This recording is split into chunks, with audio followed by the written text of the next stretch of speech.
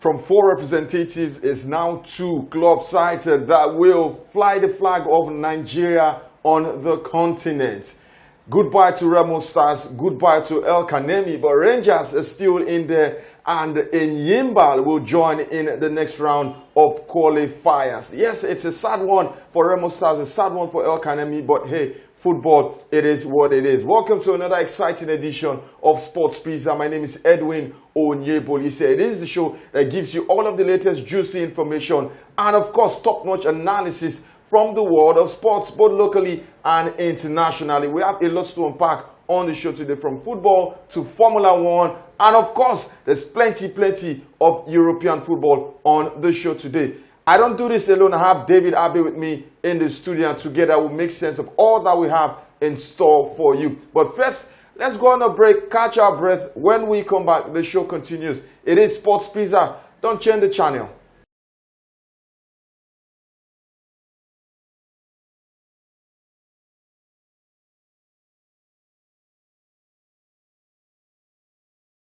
Welcome back to the show. David, how you doing?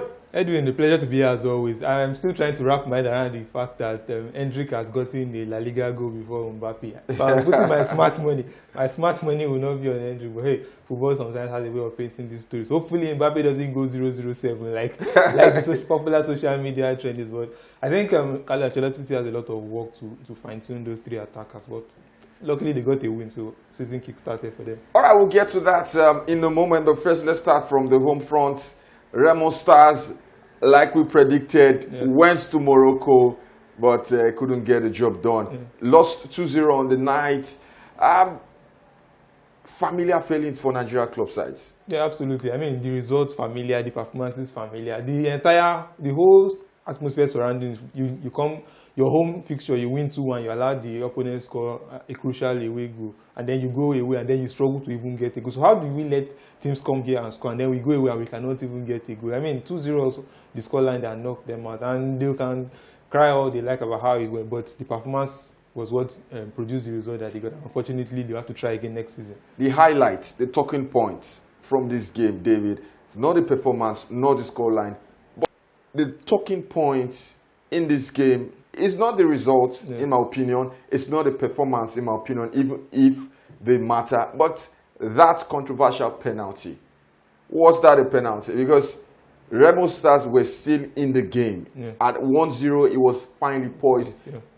One goal from Remo Stars, and it knocks out FAR.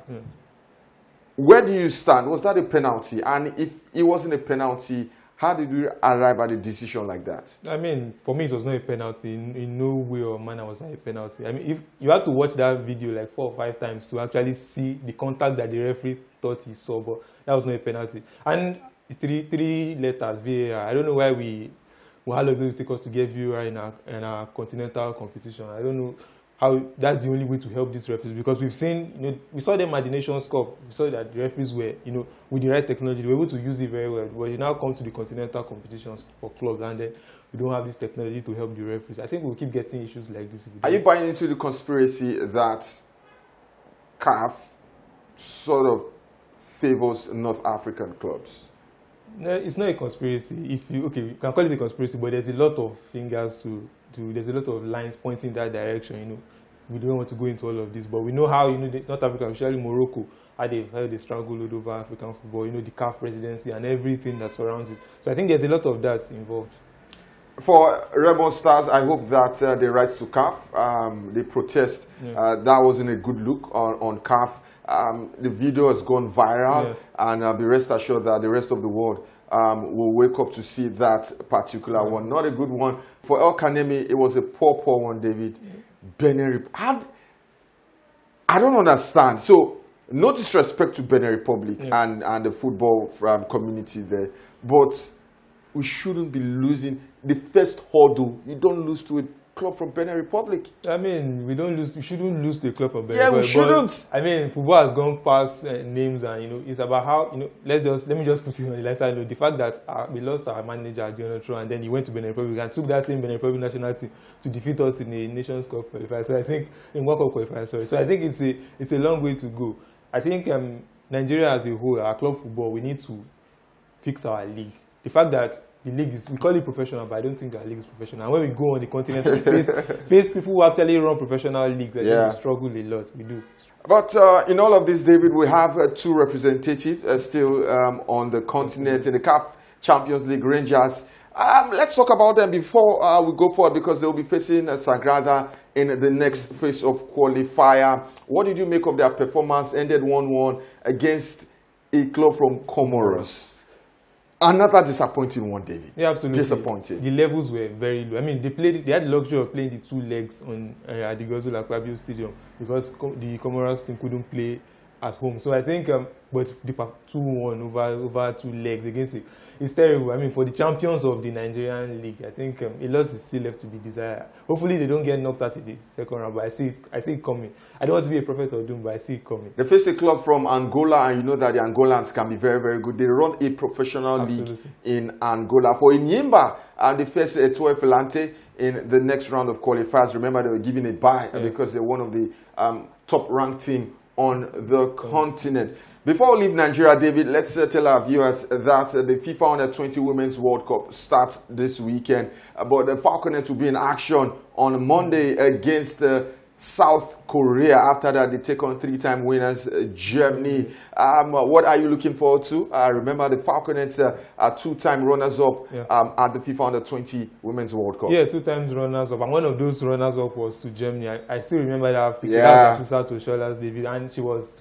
magical in that tournament. But I think we still have a little more to go to cross the final hurdle. Chris Danjuma has talked a lot, the manager, he has talked a lot about how the girls are prepared. And we've seen them in their friendly games. They've been quite good. And I think they are going with a lot of optimism. But can we cross the final hurdle this time? But, you know, I'm not really all about, you know, winning the tournament. I think developmental football should be what it should be. It should be for developing players. So hopefully the next generation of Super Falcons players come through from these girls. And finally, from the home scene, David, take us through Nigerian players abroad. Yeah, so the season has started on a good note for a couple of Nigerian players. One name that I'm particularly interested in is Anayo Iwala. Followers of Nigerian League football will remember him from Mr. Martin, but one of the flying wingers we had. He got a call up to the Super Eagles, warm cap, and then he got to Tunisia. He struggled, and now he's in Kuwait.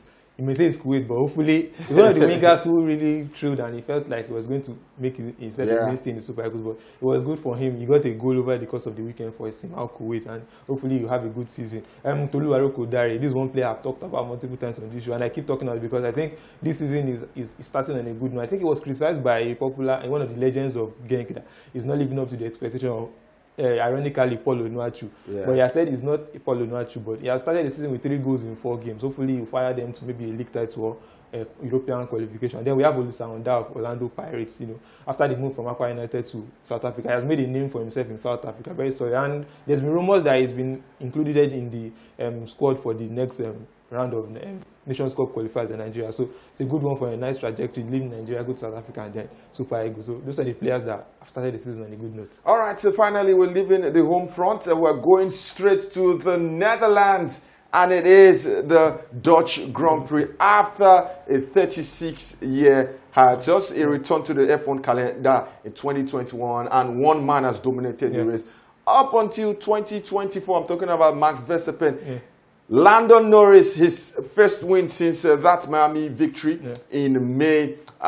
He took pole position, lost it on the first turn, but regained position, and we saw how fast the McLaren was. Verstappen finished second, and Charles Leclerc finished third.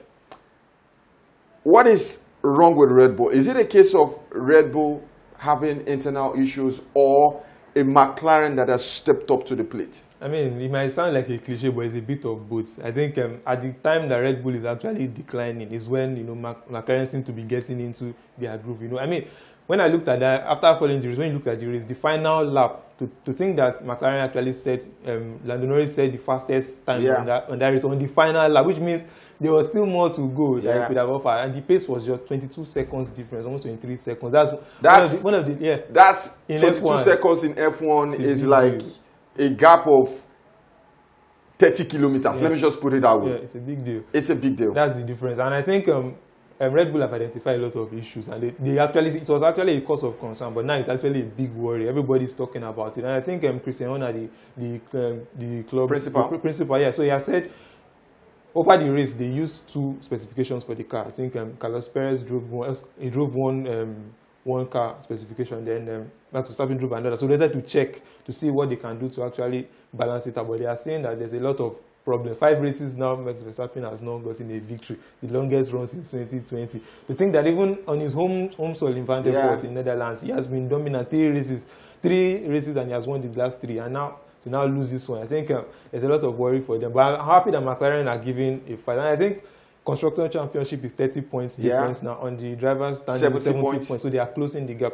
It's a lot. It's fantastic for McLaren. 9 races left. We're looking forward to an exciting F1 season. It's going to climax, and I'm looking forward to, was it 2 seasons ago where it went down to the wire, the final race, and we know how it ended in controversy. But hey, we don't want controversy this time around. There's plenty of tennis. The US Open, the big guys are still around. So we're going to give you all of the latest stories from the world of tennis. At this point, we need to go on a break. When we come back, we're going to do a review of the games that we saw over the weekend.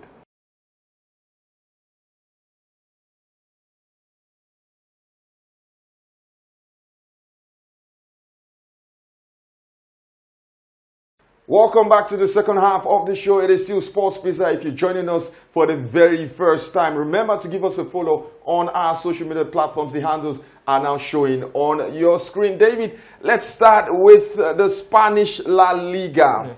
At the end of the day, it was a very comfortable result, but the performance, if you saw it, wasn't really comfortable. Yeah, it was an almighty struggle, like I like to call it. So for 60 minutes in that game, they were struggling to break down Valladolid, and I think Mbappe found it difficult. I think Rodrigo also tried his best, but he couldn't make those incisive runs. And fortunately for them, they got the breakthrough. But I think there's still a lot of issues that Carlo Ancelotti needs to fix. You know, they've lost Toni Kroos. I think that hole is something very massive. His creativity, the ability to pick passes from deep is something that I miss. The profile of midfielders they have now, there's no Toni Kroos profile, but you have to move forward from that. But I think they can still hold 4 points from the first 2 games. They are not far behind Barcelona on the table, so I think it's a La Liga title race. Talking about Kylian Mbappe, his struggle so far in the La Liga, the first 2 games, it's a far contrast to what we saw in the Super Cup. What do you think is the problem? I know there are teething problems for Kylian Mbappe, but from my own point of view, I think that passion for running to the left channel rather than going centrally is a big worry for him, because the few times he went centrally, he went beyond the central defenders, he got into good position, got a couple of chances. The more he makes those runs, I think the more he gets settled in the team and is going to score plenty of goals. Yeah, I think so. I think for somebody who based his career up, drifting out to the left to make runs and cut in and get chances, I think with Vinicius majorly occupying that position, they might, in order to avoid the clash, I think he's learning to stay more central and try to make runs. I mean, I saw a compilation of some of his runs throughout the course of the game from deep. He's not accustomed to it, but I think he's getting to grips with it, and I think eventually, with the quality of players around him, we eventually click, and everything is going to work for him.